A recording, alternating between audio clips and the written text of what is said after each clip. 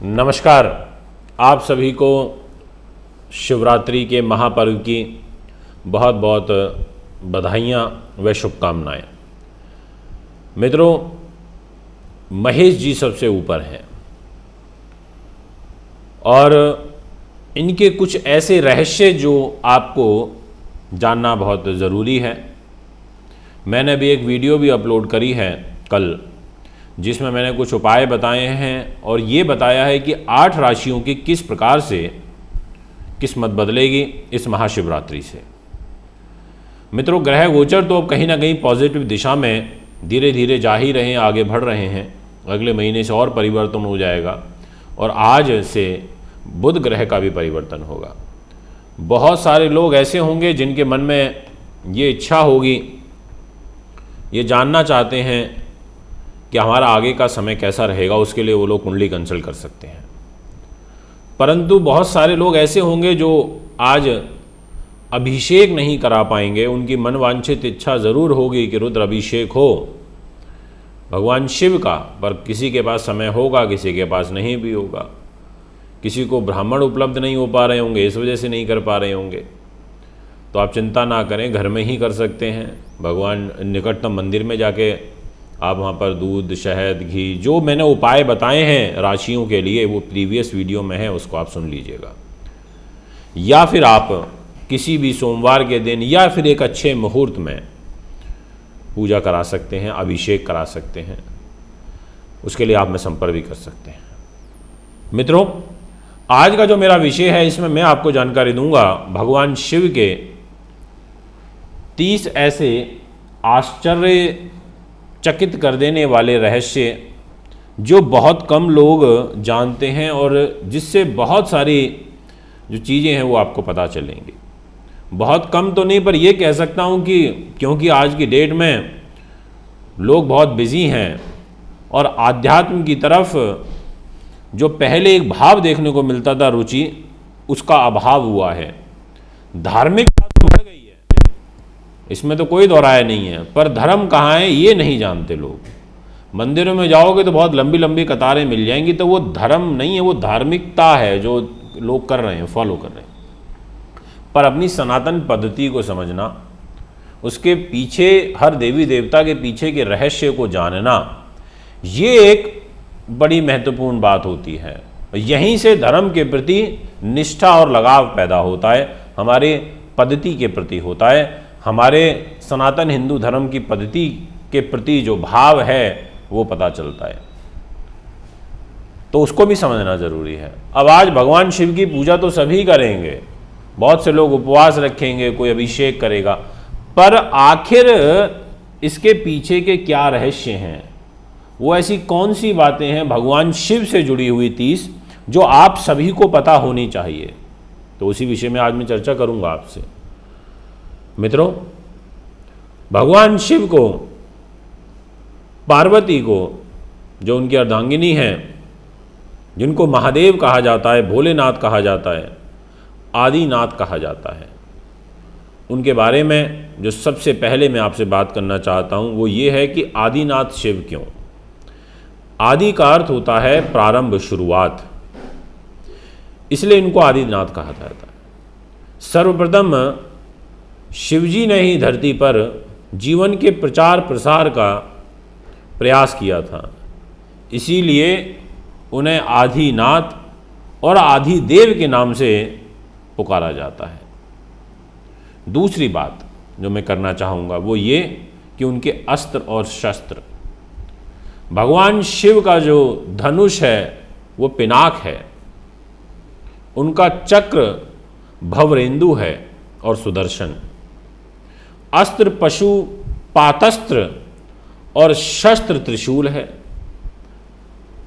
इन सभी अस्त्र और शस्त्रों का जो निर्माण है ये स्वयं भगवान शिव ने किया था। आप सभी ने देखा है कि भगवान शिव के गले में नाग स्थापित हैं, रहते हैं। तो शिव के गले में जो नाग लिपटा हुआ है उसका नाम है वासुकी। बहुत से लोग जानते होंगे और कुछ नहीं भी जानते होंगे। और वासुकी के बड़े भाई का नाम था शेषनाग।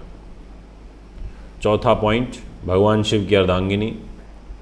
शिव की पहली पत्नी सती ने अगले जन्म में पार्वती के रूप में जन्म लिया और वही उमा, उर्मी व काली कही गई। ये बात भी आपको पता होनी चाहिए। भगवान शिव के जो पुत्र हैं उनके प्रमुख 6 पुत्र हैं, गणेश, कार्तिकेय, सुकेश, जलंधर, अयप्पा और भूमा। सभी के जन्म की कथा बड़ी ही रोचक है। इस विषय में किसी और दिन आपसे मैं चर्चा करूंगा। मित्रों, भगवान शिव के गण, शिवों के गणों में भैरव, वीरभद्र, मणिभद्र, चंदिश, नंदी, श्रृंगी, भृगिरटी, शैल, गौकर्ण, घंटाकर्ण, जय और विजय प्रमुख हैं। इसके अलावा पिशाच, दैत्य और नाग, नागिन, पशुओं को भी शिव का गण माना जाता है। इतनी सारी चीज़ों में भगवान शिव का समावेश होता है, उनकी छाया इन सब चीज़ों में दिखाई देती है। शिवगण नंदी ने ही काम शास्त्र की रचना की थी और काम शास्त्र के आधार पर ही काम सूत्र लिखा गया था। ये भी बहुत कम लोगों को पता होगा। इसके अलावा भगवान शिव की भी अपनी एक पंचायत है और उस पंचायत के जो सदस्य हैं वो भगवान सूर्य हैं, गणपति हैं, देवी हैं, रुद्र हैं और विष्णु। ये सब उनके पंचायत के सदस्य कहलाते हैं। जैसे गांव, देहात, ग्रामीण एरियो में बहुत सारे इस समय राज्यों में पंचायती चुनाव चल रहे हैं, तो ये उनके एक तरीके से टीम के मेंबर हैं जिनसे वो सलाह मशवरा करके अपनी आगे की योजनाओं को बनाते हैं। उनके द्वारपाल हैं भगवान शिव के। शिव के द्वारपालों में नंदी हैं, स्कंद हैं, ऋटि हैं, वृषभ हैं, भृंगी हैं, गणेश हैं, उमा है, उमा महेश्वर एक और महाकाल। ये सब उनके द्वारपाल हैं। शिव के पार्षद हैं। जिस तरह जय और विजय विष्णु के पार्षद हैं, उसी तरह बाण, रावण, चंड, नंदी, भृंगी ये शिव के पार्षद हैं। मित्रों, इसीलिए नहीं कहा जाता कि ऐसे ही शिव शिव नहीं है। शिव जी तो सबसे बड़े हैं, इसलिए इनको देवों के देव कहा जाता है। ये इसके बाद जिसकी जो मैं बात करना चाहता हूँ वो है कि देवताओं और असुर दोनों के ही प्रिय हैं भगवान शिव। इसलिए आपने देखा होगा जितनी भी देवता हैं, देवी हैं, ये सब देवता इनके कहीं पूजा करते हैं। तो जो तंत्र वगैरह जो लोग करते हैं, तांत्रिक क्रियाएं करते हैं, वो भी इनके प्रिय हैं। मतलब दोनों लोग इनको पूजते हैं, देवगण के लोग भी और राक्षस गण के लोग भी। इनके अधीन सारी सिद्धियां चलती हैं, इनके अधीन सारी विद्याएं चलती हैं। इसलिए भगवान शिव को देवों के साथ असुरों का, दानवों का, राक्षसों का, पिशाच का, गंधर्व का, यक्ष का, ये सब इनको पूजते हैं। ये रावण को भी वरदान देते हैं और राम को भी देते हैं। उन्होंने भस्मासुर को, शुक्राचार्य को और कई असुरों को वरदान दिया था। शिव सभी आदिवासी, वनवासी, वर्ण, धर्म और समाज के सर्वोच्च देवताओं के रूप में पूजे जाते हैं। बहुत कुछ है इनका। मित्रों, भगवान शिव का चिन्ह वनवासी से लेकर के सभी साधारण व्यक्ति जिस चिन्ह की पूजा कर सकें, उस पत्थर के ठेले, बटिया को शिव का चिन्ह माना जाता है। इसके अलावा रुद्राक्ष और त्रिशूल को भी भगवान का चिन्ह माना गया है। कुछ लोग डमरू और अर्धचंद्र को भी शिव का चिन्ह मानते हैं, परंतु ज़्यादातर शिवलिंग यानी कि शिव की जो ज्योत होती है उसका पूजन किया जाता है। मित्रों, भगवान शिव की गुफा, इसके बारे में बहुत कम लोगों को पता होगा। शिव ने भस्मासुर से बचने के लिए एक पहाड़ी में अपने त्रिशूल से एक गुफा बनाई और वे फिर उसी गुफा में छिप गए। वह गुफा बताया जाता है कि जम्मू से 150 किलोमीटर दूर त्रिकुटा की पहाड़ियाँ हैं, वहाँ पर है। दूसरी ओर भगवान शिव ने जहाँ पार्वती को अमृत ज्ञान दिया था, वह गुफा अमरनाथ गुफा के नाम से प्रसिद्ध है, जहाँ हर साल अमरनाथ यात्रा के लिए लोग जाया करते हैं। इसके बाद जो मैं बात करूंगा वो है भगवान शिव के पैरों के निशान। श्रीपद श्रीलंका में रतन द्वीप पहाड़ की चोटी पर स्थित श्रीपद नामक मंदिर में भगवान शिव के पैरों के निशान हैं, ऐसा बताया जाता है। ये पद चिन्ह 5 फुट 7 इंच लंबे और 2 फुट 6 इंच चौड़े बताए गए हैं। इसलिए इस स्थान को शिवानोलीपदम कहते हैं। कुछ लोग इसे आदम पीक भी कहते हैं, इसलिए इनके ये निशानों के चिन्ह वहाँ देखने को मिलते हैं। और भी बहुत सारी जगहें हैं, जैसे जागेश्वर, रांची, रुद्रपद यानी कि तमिलनाडु में एक स्थान है जो नागपट्टिनम ज़िले में है, वहाँ पर भी इनके पद चिन्ह देखने को मिले। ऐसी रांची, जागेश्वर में भी देखने को मिले। भगवान शिव के अवतार, ये बड़ा महत्वपूर्ण विषय है, इसको भी समझना जरूरी है। वीरभद्र, पिपलाद, नंदी, भैरव, महेश, अश्वत्थामा, शार्वअवतार, ग्रहपति, दुर्वासा, हनुमान जी, वृषभ, यतिनाथ, कृष्ण दर्शन, अवधूत, भिक्षुवर्य, सुरेश्वर, किरात, सुनट, तर्क, ब्रह्मचारी, यक्ष, वैश्यनाथ, द्विजेश्वर, हंसरूप, द्विज, नतेश्वर आदि हुए हैं। ये सब इनके अवतार हैं। वेदों में रुद्रों का जिक्र है। रुद्र 11 बताए गए हैं। कपाली, पिंगल, भीम, विरूपाक्ष, विलोहित, शास्ता, अजपाद, आरपी, बुर्धव्य, शंभु, चंड तथा भव। जो रुद्र 11 हैं वो ये जिनके बारे में मैंने बात करी। अब मैं इनमें और डीप नहीं जा सकता, क्योंकि वीडियो उसको तो फिर प्रवचन वाली बात हो जाएगी। प्रवचन नहीं अभी करना चाहता मैं। अभी तो मैं आपको सिर्फ एक मोटे तौर पर बातें बताना चाहता हूँ जो आपके लिए जानना आवश्यक है।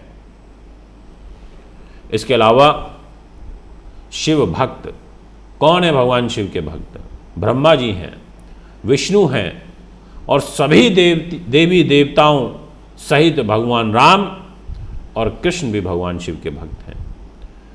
हरिवंश पुराण के अनुसार ऐसा बताया गया है कि कैलाश पर्वत पर कृष्ण ने शिव को प्रसन्न करने के लिए तपस्या की थी।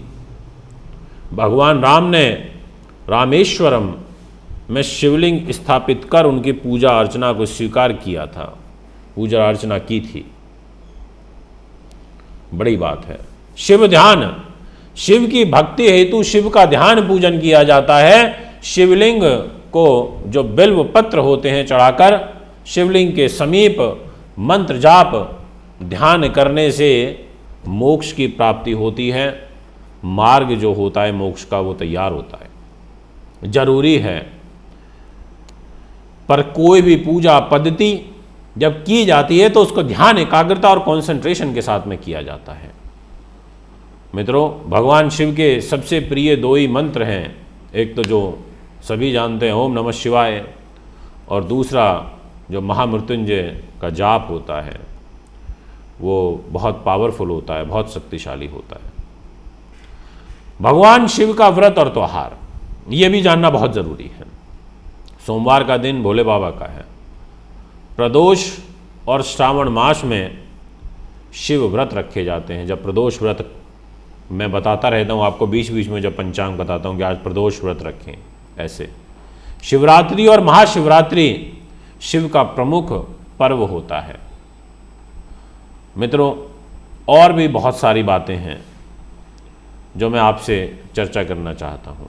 भगवान शिव के जैसे नाम हो गए, अमरनाथ के अमृत वचन हो गए, शिव ग्रंथ हो गए, शिवलिंग हो गए, और ऐसी तमाम और भी बहुत सारी बातें हैं, पर वीडियो बहुत लंबी हो जाएगी। एक बार दोबारा से एक और वीडियो बना लेंगे।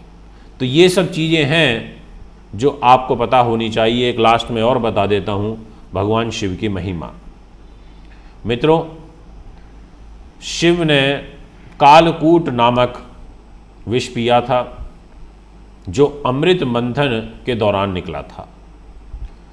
भगवान शिव ने भस्मासुर जैसे कई असुरों को वरदान दिया था। शिव ने कामदेव को भस्म कर दिया था।